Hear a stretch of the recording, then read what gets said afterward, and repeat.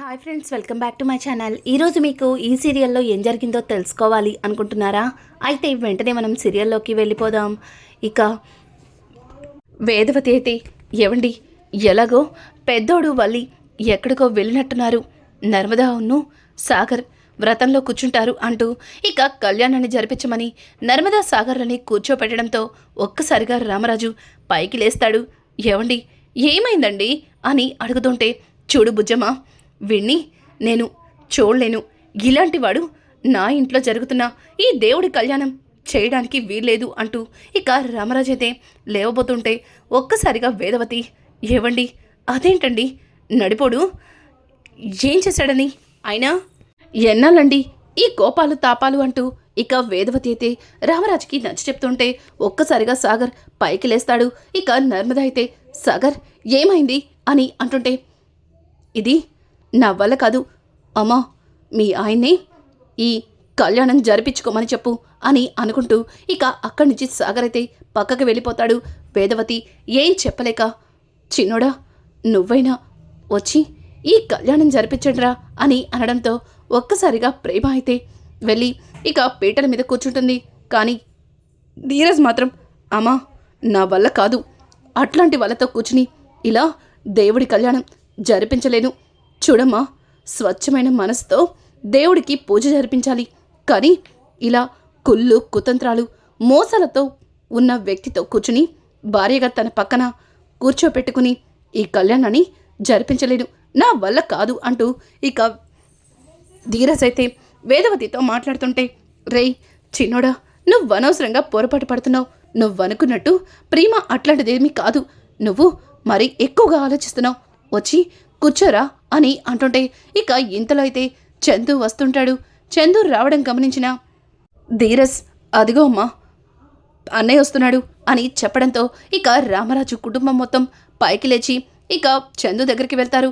రేయ్ పెద్దోడా, ఎక్కడికి వెళ్ళావురా? నీకోసమే ఎదురు చూస్తున్నాం. నువ్వు అలాగే వల్లి కలిసి సీతారాముల కళ్యాణాన్ని జరిపిస్తే చూడాలని ఉంది. ఎక్కడ నీ భార్య అని అడగడంతో ఒక్కసారిగా చందు ఇక మౌనంగా ఉండిపోతాడు. అలాగే ప్రేమ నర్మద ఇద్దరు కూడా ఒకరినొకరు చూసుకుంటారు. ఇంకా రామరాజు అయితే, రేయ్ పెద్దోడా, నిన్నేరా, ఎక్కడా వల్లి అని అడుగుతుంటే ఇక చందు అయితే, వల్లి లేదమ్మా అని చెప్పడంతో ఇక వేదవతి, ఏంట్రా పెద్దోడా, ఏం మాట్లాడుతున్నావు? ఇంట్లో కళ్యాణం పెట్టుకుని అయినా నీ భార్య ఎక్కడికి వెళ్ళింది? అయినా ఇంట్లో పనులు మానేసి మీ ఆవిడికి ఇప్పుడు బయటికి వెళ్ళాల్సినంత అర్జెంటు పని ఏముంది అంటూ ఇక వేదవతి అయితే చందుని నిలదీస్తూ ఉంటే చందు మౌనంగా ఉండిపోతాడు. ఇక రామరాజు అయితే, రేయ్ పెద్దోడా, వల్లి ఎక్కడుందో ఫోన్ చేయి, అర్జెంటుగా ఇంటికి రమ్మని చెప్పు అని అంటుంటే, నాన్న, వల్లి వాళ్ళ పుట్టింటికి వెళ్ళింది అని చెప్పడంతో ఒక్కసారిగా వేదవతి, రేయ్ పెద్దోడా, ఏంట్రా నువ్విలా తయారయ్యావు?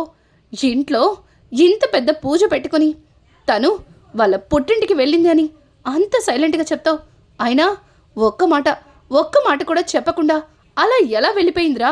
నాతో చెప్పుంటే నేను ఇప్పుడు కాదు తర్వాతని చెప్పేదానిగా. అయినా రోజు వాళ్ళమ్మ నాన్నతో ఫోన్లో మాట్లాడుతూనే ఉందిగా. ఇంతలోనే వాళ్ళమ్మ నాన్న మీద నీ భార్యకి బెంగొచ్చిందా ఏంటి అంటూ ఇక వేదవతి అయితే చందుని నిలదీస్తూ ఉంటే ఇక రామరాజు, భుజమా నువ్వాగు అని చెప్పి ఇక చందు దగ్గరకు వచ్చి, చెప్పు పెద్దోడా, ఏమైంది? వల్లి వాళ్ళ పుట్టింటికి వెళ్ళడం ఏంటి? అసలు ఇంట్లో ఎవ్వరికి చెప్పకుండా అలా వెళ్ళిపోవడం ఏంటి అని అడగడంతో ఇక చందు, నాన్న, తనని నేనే వాళ్ళ పుట్టింట్లో దింపేసి వచ్చాను అని చెప్పడంతో ఒక్కసారిగా రామరాజుతో పాటు అందరూ కూడా షాక్ అయిపోతారు. ఇక ప్రేమ అయితే నర్మద వైపు చూస్తుంటే, నర్మద నువ్వాగు అన్నట్టుగా ఇక ప్రేమ నాపి ఇక నర్మద ముందుకొచ్చి, బావగారు ఏం మాట్లాడుతున్నారు? వల్లి ఎక్కని వాళ్ళ పుట్టింట్లో దింపడం ఏంటి అని అంటుంటే ఇక చందు, చూడండి, వల్లి ఇక నుంచి అక్కడే ఉంటుంది అని చెప్పి ఇక చందు వెళ్ళిపోతుంటే రామరాజు, రేయ్ పెద్దోడా, ఆగు, ఏం మాట్లాడుతున్నావు? వల్లి అలా పుట్టింట్లో ఉండడం ఏంటి? అయినా తను ఎవ్వరికీ చెప్పకుండా తనని తీసుకెళ్ళి తన పుట్టింట్లో దింపొచ్చిందే కాకుండా తనక ఇక్కడికి రాదు, అక్కడే ఉంటుంది అంటూ ఇలా మాట్లాడుతున్నావు, ఏమైందిరా నీకు అని అడుగుతూ ఉంటే ఇంకా వేదవతి గబగబా చందు దగ్గరకొచ్చి రే పెద్దోడా ఏంట్రా ఏం మాట్లాడుతున్నావురా వల్లి నువ్వేమన్నా గొడవ పడ్డారా ఏం జరిగిందిరా అని అంటుంటే అమ్మా అలాంటిదేది కాదు వల్లి కొద్ది రోజులు అక్కడే ఉండాలి అనుకుంటుంది అందుకే తనను అక్కడ దింపి వచ్చాను అంతే అంతకు మించి ఇంకేం లేదు అంటూ ఇక చందు అక్కడి నుంచి వెళ్తుంటే రామరాజు రేయ్ పెద్దోడా ఆగు ఆగు అని గట్టిగా అరిచి ఇక చందుని వెనక్కి లాగి చెప్పు నిజం చెప్పు నువ్వు చెప్పే మాటల్లో నాకెక్కడ కూడా నిజం కనిపించట్లేదు నీ మనసులో ఏదో బాధ కోపం కనిపిస్తున్నాయి ఏం జరిగింది నువ్వు వల్లి బాగానే ఉన్నారు కదా తనకి నీకు మధ్యలో ఎటువంటి గొడవలు లేవు కదా అసలు ఏం జరిగింది అని అంటుంటే ఇక ఇంతలో ధీరజ్ కూడా చెప్పన్నయ్యా చెప్పు ఏం జరిగింది అయినా వదిన చాలా అమాయకురాలు తన అమాయకత్వంతో ఏదో నీకు కోపం వచ్చే మాట అనిందేమో అంత మాత్రాన నువ్వు వదిన్ని అలా తన పుట్టింట్లో దింపడమేంటి చెప్పరా అన్నయ్య ఎన్ని రోజులు ఈ ఇంట్లో నడిపోడు నాకంటే కూడా వదిన నువ్వు ఎప్పుడు కూడా సంతోషంగా ఉండాలి అనుకునేవాణ్ణి నువ్వు నీ మంచితనానికి వదిన లాంటి దేవత లాంటి భార్య దొరికిందని ఎంతగానో ఆనందపడేవాళ్ళం మరిప్పుడు వదిన్ని ఉన్న పలంగా పుట్టింట్లో దింపడమేంట్రా ఏం జరిగిందిరా అని అంటుంటే ఇక చందు అయితే ఏం మాట్లాడకుండా ఏంట్రా అందరూ కలిపి ఒకేసారి నన్ను ఇలా ఏదో తప్పు చేసినట్టు నిలబెట్టి మాట్లాడుతున్నారు చూడండి నేనెలాంటి తప్పు చేయలేదు తనని తన పుట్టింట్లో విడిచిపెట్టి వచ్చాను అంతే ఇక కళ్యాణం అంటారా ఈ కళ్యాణాన్ని నర్మదా సాగర్ అలాగే ధీరజ్ ప్రేమ ఈ రెండు జంటలు జరిపిస్తే చూడముచ్చటగా ఉంటుంది చూడండి నాన్న చిన్నప్పటి నుంచి నేనెన్నడూ కూడా మీ మాటని కాదనలేదు అలాగే మీరు చెప్పిన మాటకి మీరు గీసిన గీతని దాటలేదు ఈ ఒక్కసారికి నా మాట వినండి ఈ కళ్యాణాన్ని ధీరజ్ అలాగే సాగర్ల జంట జరిపిస్తేనే అందంగా ఉంటుంది రే నడిపోడా రే చిన్నోడా మీరిద్దరూ మీ భార్యలతో కూర్చుని ఈ పూజని జరిపించండి ఎన్ని రోజుల నుంచి నేను తప్పుడు మాటలు నమ్మి గుడ్డిగా మీతో పాటు పాపం ప్రేమ నర్మదల్ని అపార్థం చేసుకున్నాను కానీ మీరు అనుకుంటున్నట్టు వాళ్ళు అట్లాంటి వారు కాదు చాలా అంటే చాలా మంచివారు ఈ కుటుంబం కోసం ఎంతగానో తాపత్రయం పడుతున్నారు అట్లాంటి వాళ్ళని మీరిలా బాధ పెట్టకూడదు కూర్చోండి అమ్మ నర్మదా ప్రేమ కూర్చోండి అంటూ ఇక ప్రేమ నర్మదల్ని పీటల మీద కూర్చోపెట్టి వాళ్ళ పక్కన ధీరజ్ సాగర్లని కూర్చోపెడతాడు రామరాజుకైతే ఏమీ అర్థం కాదు రే పెద్దోడా నువ్వు ఏదో నిజాన్నైతే దాచిపెడుతున్నావు ఏమైందో నువ్వు చెప్పటం లేదు చెప్పరా చెప్పు అని అడుగుతుంటే నాన్న ఏం కాలేదని చెప్పాను కదా నా మాట నమ్మండి నాన్న నిజంగా నేను చెప్పేది నిజం అని అంటుండగా ఇక వెనక నుంచి వలిని తీసుకుని భాగ్యం అలాగే ఆనందరావు వస్తారు అన్నయ్య గారు అని పిలవడంతో ఒక్కసారిగా చందు కోపంగా వెనక్కి తిరిగి చూస్తాడు ఇక వల్లి అయితే చందు చూపులకి భయంతో గజగజ వణుకుతుంది ఇంకా రామరాజు చెల్లెమ్మ వచ్చారా ఉన్న పలంగా పూజ దగ్గర లేకుండా ఇలా వల్లిని తీసుకెళ్ళి మీ ఇంట్లో దింపి రావడమేంటో నాకు అస్సలు అర్థం కావట్లేదు అమ్మ వల్లి ఏమైంది ఉన్న పలంగా అలా మీ పుట్టింటికి ఎందుకు వెళ్ళావు పెద్దోడు ఎంత అడుగుతున్నా చెప్పట్లేదు నువ్వన్నా చెప్పమ్మా మా ఇంటిని మమ్మల్ని అర్థం చేసుకున్నావు అలాగే ఎవరు బాధపడినా చూడలేవు మరి ఇంట్లో ఇంత పెద్ద పండగని పెట్టుకుని ఉన్నట్టుండే నువ్వు నీ పుట్టింటికి వెళ్ళడమేంటి ఏమైందమ్మా అని అంటుంటే అది అది మావయ్య గారు అది అని చెప్పి ఇక వల్లి అయితే తడబడుతూ కంగారు పడుతూ భయపడుతుంది ఇంతలో చందు అయితే వల్లి దగ్గరకొచ్చి ఏయ్ ఎందుకొచ్చావు నేను ఇక్కడికి రావద్దని చెప్పాను కదా అని అంటుంటే అది బా అని ఇక వల్లి అయితే చందుతో ఏదో చెప్పబోతూ ఉంటే పక్కన ఉన్న భాగ్యం ఆనందరావు ఇద్దరు కూడా వల్లిని కాస్త వెనక్కిలాగి అమ్ముడు నువ్వు వాగు చూడండి అల్లుడు గారు మీతో కూతంతా మాట్లాడాలి అని అంటుంటే ఇక చందు అయితే చూడండి నేనిప్పుడు ఎవ్వరితో మాట్లాడే సిచ్యువేషన్లో లేను పైగా మా ఇంట్లో ఆ దేవుళ్ళ పెళ్ళి సీతారాముల పెళ్ళి జరుగుతుంది ఈ పెళ్లిలో స్వచ్ఛమైన మనసుతో ఉన్నవాళ్ళు మాత్రమే నా ఇంట్లో ఉండాలి ఇలా ఇట్లాంటి వాళ్ళు ఉండడానికి వీల్లేదు అని అంటుంటే ఒక్కసారిగా రామరాజుకి ఏమీ అర్థం కాక రేయ్ పెద్దోడా అసలు నీకు బుద్ధుందా ఏం మాట్లాడుతున్నావు స్వచ్ఛమైన మనసు వల్లికి తప్ప ఈ ఇంట్లో ఎవ్వరికీ లేదు. చూడు, ఇంకొక్కసారి నా పెద్ద కొడల గురించి తప్పుగా మాట్లాడావంటే నిన్ను అని చెప్పి ఇక రామరాజైతే చందు మీద చేయెత్తుతాడు. ఒక్కసారిగా వేదవతి ఎవండి అని పిలవడంతో ఇక ఆ చేతిని కిందకి దించి, చూడు పెద్దోడా, నీకు అలాగే వల్లికి ఏం జరిగిందో నాకు తెలీదు, కానీ వల్లిది మాత్రం ఎప్పటికీ కూడా ఎటువంటి తప్పు ఉండదు. తను తెలిసి ఎన్నటికీ ఎట్లాంటి పొరపాటు చేయదు. తను ఎవ్వరి మనసుని బాధ పెట్టదు. నువ్వనవసరంగా వల్లినేదో అపార్థం చేసుకున్నట్టున్నావు అంటూ ఇక రామరాజైతే చందుకి చీవాట్లు చెప్పెట్టి, ఇక పంతులు గారు చూడండి, నా పెద్ద కొడులు కూడా వచ్చేసింది. ఈరోజు నా ఇంట్లో ఆ సీతారాముల కళ్యాణం నా ముగ్గురు కోడళ్ళు చేస్తారు అంటూ ఇక రామరాజైతే చందుని అలాగే వల్లిని కూడా పీటల మీద కూర్చోపెట్టి ఇక 3 జంటలతో కళ్యాణాన్ని అయితే జరిపిస్తారు. చందు వల్లి పక్కన కూర్చుంటాడే గాని కోపంతో రగిలిపోతాడు. ఇక్కడ ప్రేమ అయితే ధీరజ్ తన పక్కన కూర్చుని తనతో కళ్యాణం జరిపిస్తున్నాడని తెగ సంబరపడిపోతుంది. అలాగే నర్మద కూడా సాగర్ వైపు చూసి, చూసావా సాగర్, మావయ్య గారు ఇందాక కోపడ్డారు, కానీ ఇప్పుడు ఏమన్నారో, నా 3 కొడుకులు కోడళ్లతో కూర్చుని వ్రతాన్ని జరిపిస్తారు అన్నారు. అంటే మావయ్య గారికి నీ మీద ప్రేమ ఉందన్న సంగతి ఇప్పటికైనా అర్థమైందా అని అంటుంటే, నువ్వెన్ని చెప్పినా ఆయనకి నా మీద కోపమే ఉంది అని చెప్పి ఇక సాగర్ అయితే నర్మద వైపు కోపంగా చూస్తూ పూజనైతే జరిపిస్తాడు. కళ్యాణం పూర్తయిన తర్వాత పంతులు గారు, అయ్యా చక్కగా కళ్యాణం జరిగింది, ఇక నాకు సెలవిప్పొచ్చింది అంటూ పంతులు గారైతే వెళ్ళిపోతారు.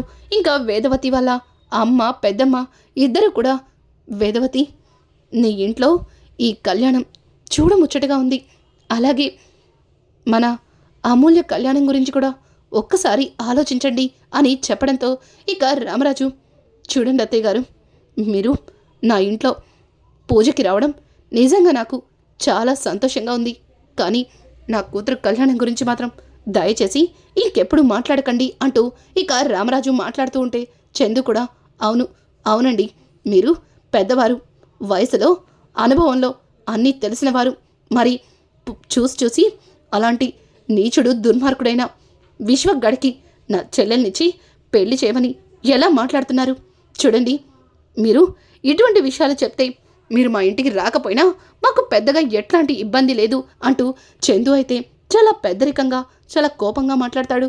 ఒక్కసారిగా వేదవతి, రే పెద్దోడా, ఏమైందిరా?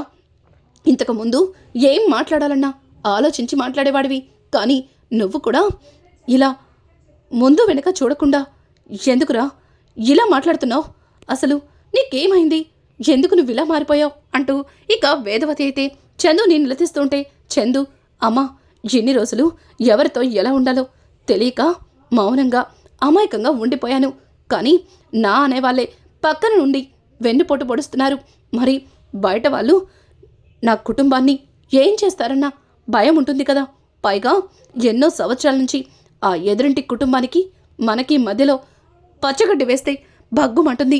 మరి అటువంటి ఇంటికి నా చెల్లెల్ని కోడలిగా ఎలా పంపిస్తాను చెప్పమ్మా అంటూ ఇక చందు మాట్లాడిన మాటలకి ఒక్కసారిగా అందరూ కూడా షాక్ అయిపోతారు. ఇక రామరాజు అయితే చందుని దగ్గరికి తీసుకుని, రే పెద్దోడా, నీ కోపాన్ని ఆవేశాన్ని నేను అర్థం చేసుకున్నాను, కానీ ఎన్నడూ లేంది నువ్వు ఈరోజు చాలా కోపంగా ఆవేశంగా కనిపిస్తున్నావు, ఏం జరిగింది అని అంటుంటే, నానా అది ఈ విషయాన్ని మీతో అని ఇక చందు అయితే రామరాజుకి నిజాన్ని ఎలా చెప్పాలో అర్థం కాక ఎక్కడి నుంచి మొదలు పెట్టాలో తెలియక ఇక తనలో తను తడబడుతూ ఉంటాడు.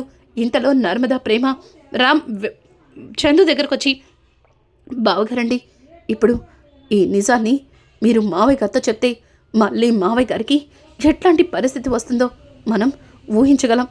ఇప్పుడు ఈ నిజాన్ని చెప్పకపోవడమే మంచిది. అలాగే వల్లి యొక్క విషయంలో మీరు ఇంతకు మించి ముందుకి వెళ్ళొద్దు, ప్లీజ్ మా మాట వినండి అంటూ ఇక ప్రేమ నర్మద ఇద్దరు కూడా చందుకి సీక్రెట్గా చెప్తారు. చందు కూడా మౌనంగా ఉండిపోతాడు. ఇక వల్లి అయితే, మావయ్య గారండి, పండగ రోజు మీ ఆశీర్వాదం కావాలి అంటూ ఇక చందుని తనతో పాటు దగ్గరికి లాక్కొని ఇక రామరాజు కాళ్ళకి నమస్కారం పెడుతుంది. రామరాజు, చూడండి పెద్ద కొడలు ఎంత సంస్కారమో, పండగ రోజు పూజ జరిపించిన తర్వాత పెద్దవాళ్ళ ఆశీర్వాదం కావాలని కాళ్ళకి నమస్కారం పెడుతుంది అంటూ ఇక ప్రేమ నర్మదల వైపు రామరాజు అయితే చూస్తాడు. ఇక చందు అయితే ఏయ్ ఎందుకొచ్చావు? నిన్ను రావద్దని చెప్పాను కదా, నువ్వు కావాలనే వచ్చావు కదా.